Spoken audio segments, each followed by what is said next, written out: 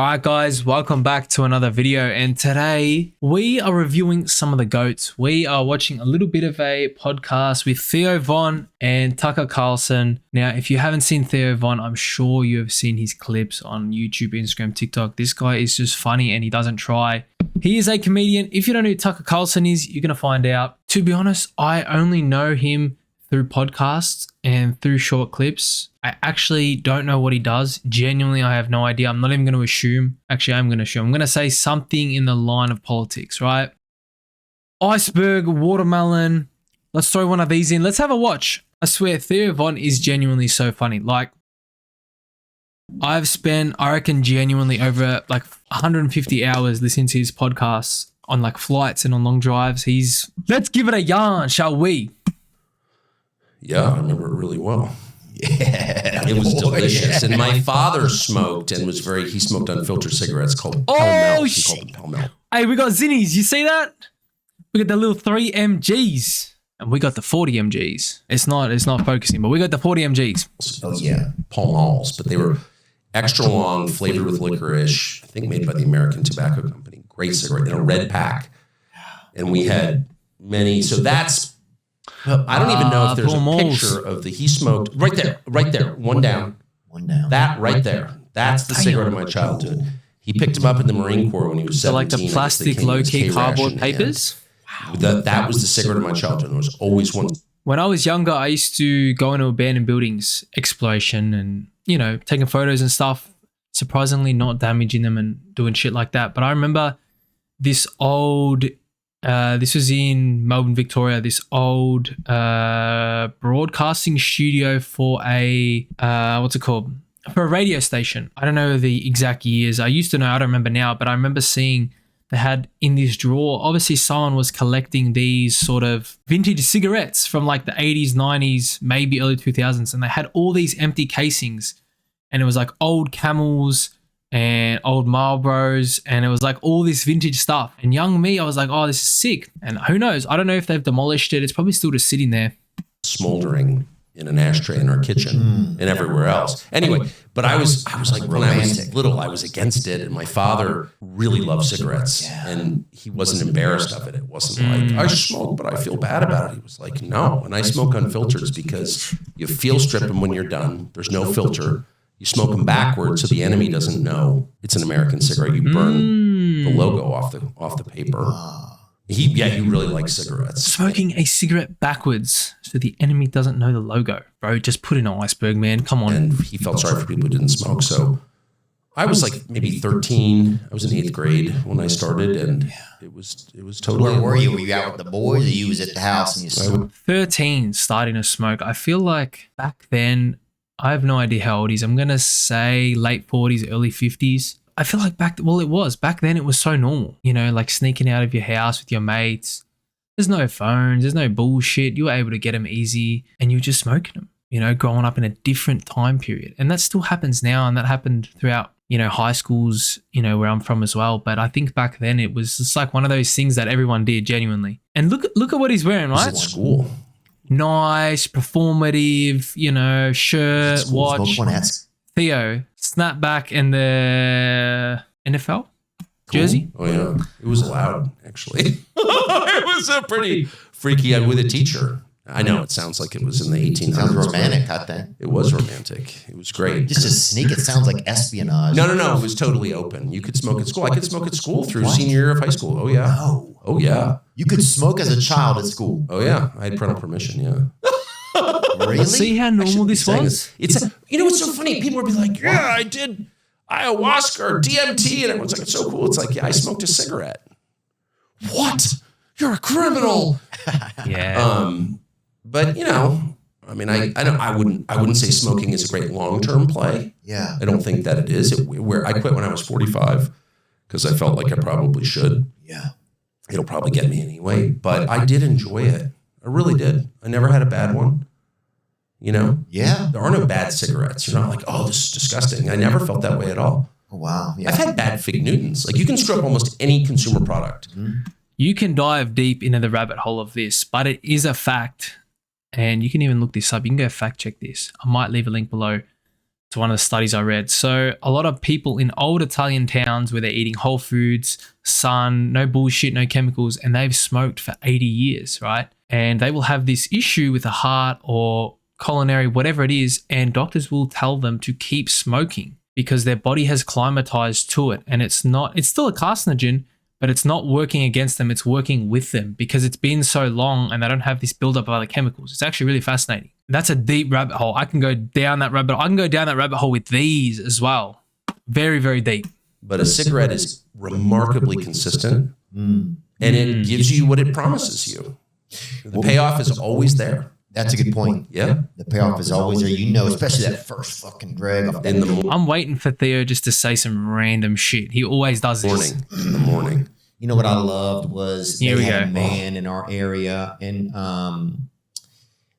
it was actually my grandmother was married to a man, and he would light his cigarette and he would let us inhale the smoke up our nose when we were really young. Louisiana's the best, isn't it? God, it was fucking good. I think it's got the highest smoking rate of any state. You're making me nervous. I'm going to grab another Zin. Do you mind? I'm gonna. God, I almost want to do one, but I just don't know how I'll do with it. Why don't we wait until we're about to close? Oh, 'Cause no, things there's may 6 happen that mgs. You're not ready for. Okay. But It gets wild, huh? it gets wild in a subtle way. It kind of grows on you. It's not like doing cocaine. Okay. It's not like firing up the pipe and Yeah. you know what I mean, blast off or anything like that. It's a much more subtle, organic. You just all of a sudden you feel good and you feel the power rising from your central. See, I had 2 of these 40 mgs in yesterday and I was so lethargic and I drank so much water and then I felt sick. And now one is so tame. Like I could be on a podcast right now. I could like dive into the depths of Egyptian artifacts. You know what I'm saying? Nervous system and then sort of going outward through all the nerve endings down to the tips of your fingers. And then up here, it just starts crackling the synapses. You just make connections that you hadn't before. I know I'm making it sound like ayahuasca. It's a lot more subtle than that. Once you try this, you're going to get a lot richer. Sin? Is that their advertising campaign? Zin is not a sin. That's the advertising campaign. Really? Yeah, but the Zin truth is not a Zin is sin. a powerful work enhancer. And also, if you know what I mean. Really? Yeah.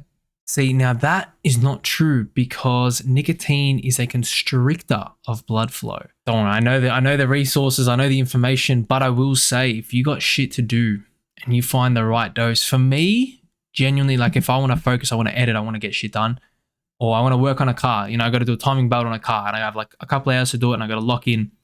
It's going to be like 30 mgs and you put them in. And as long as you have no saliva, like dripping out of your mouth when you're under a car or doing anything, you're sweet. You can leave it in for ages. Like I leave them in, some of them for like 2 hours. Genuinely. Talking erection, huh? Yep. There's no election for a Zin. Wow. Yeah. I don't know if I want a Zen supported wiener. You know, I don't know. I think you do. You think so? Oh yeah, because you want people to get addicted. Just to close your eyes. Oh, damn. It's like that. That's the neighbor saying, "Hey, it's real quiet over there." Just whack it on the nightstand. Oh. Ah, Sorry. Excuse me. Sorry. tuck. If you did like a tucker, a lip tucker, Yeah. I would buy that. If that was your brand of nicotine, Lip pouches, tucker. Because I believe in it. tuck. Tuck a tuck. Yeah, tuck a tuck. Tucker tuck. You could have a Native American attached to it. I love that. I definitely get picketed, but I do it anyway. Yeah, but some of them would love it. Native Americans love nicotine, They dude. certainly do. God, they love it. And I, unlike most people, I actually know some. Do you? Yes, I do. Because I live near. He does. I live near a population of Native Americans In Maine? in Maine, and employ 2, and have for years, and they're really wonderful people. Spent a lot of time with them, and the 2 that I know very well, both love tobacco, and they have every right to. Yeah, look, I think it let them love it, you know. At least leave them with tobacco, you know. 100%. That happened. Well, they gave us tobacco. They did? 100%. Yeah, it was. I mean, there are a million different Native Americans. One of those terms. It's like I'm not sure what Passamaquoddies have to do with Hopis. Like it's pretty. You know, And there was a lot of beef. There was a lot of beef between Native, different Indian big time. tribes. I don't know Oh, yeah, nothing yeah. about Some this. of them were very warlike, I think is the term we used. But no, they used a lot of tribes used it in religious rituals, and they would. That's another thing too. Tobacco goes back so far, thousands of years, and it has been used as an ancient practice. And I'm talking organic, No pesticides, no bullshit tobacco, not cut with anything. And the closest thing to it is some organic snuff. And the second closest thing I would say is this, minus the flavors, minus the gelling agents and bullshit. I think it's not far off. Yes, it's obviously processed quite heavily to derive the nicotine from it, but it's almost on the right track.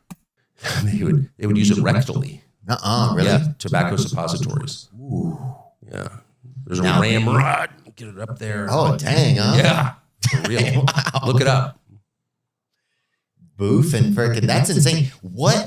I can't. Did Indian? Yeah, let's see. Tobacco smoke enema. Let's see. Oh, there you go. Oh, yeah. Look at that. Tobacco smoke enema. Okay, so that's it. That means in your prison wallet, in your chocolate starfish, as Limp Bizkit would say. Used by, imported from the New World. Okay. And an insufflation of tobacco smoke into the rectum by enema was a medical treatment employed by the European physicians. Right. But also, imagine the buzz you would get from that. That would be crazy. Like, where can I get one of these? So it says, tobacco smoke was used by Western medical as a tool against cold and drowsiness. And drowsiness, bitch, if I'm drowsy and you're blowing smoke in my ass, I got a wrong PPO. You definitely do. And by the way, it's not even covered now. Yeah. Oh, yeah, that's crazy. No. That and leeches are like completely ignored by the medical establishment. But it was common. The procedure was used to treat gut pain, and attempts were often made. I'm not making this up. You're fact checking me in real time. No, I love this. But applying it by enema was a technique appropriated from the North American indigenous peoples. Yes, that's right. Wow. See? How great is that? That's amazing. That they even thought it up. I think, but if you're chilling around that long, you got somebody's going to blow smoke in somebody's ass. You think so? Yeah. Yeah, dude, you get people around. So, like, how many thousands of years does it take in the evolutionary process for someone to say, okay, we've reached this point in civilization where somebody's got to blow smoke up someone else's ass? Is that before or after the wheel? Because they never figured out the wheel. Look, I think it's 4 years somebody's blowing smoke. Really? It's quick. It's quick, yeah.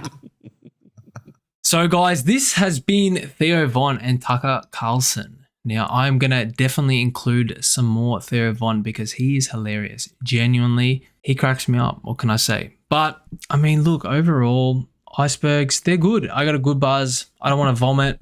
I want to get some shit done. That's what I want to do. So, thanks for tuning in, guys. We're going to do some more reviews and more reactions to Theo Von and some podcasts. Until then, guys, we will see you in the next one. Thanks for watching.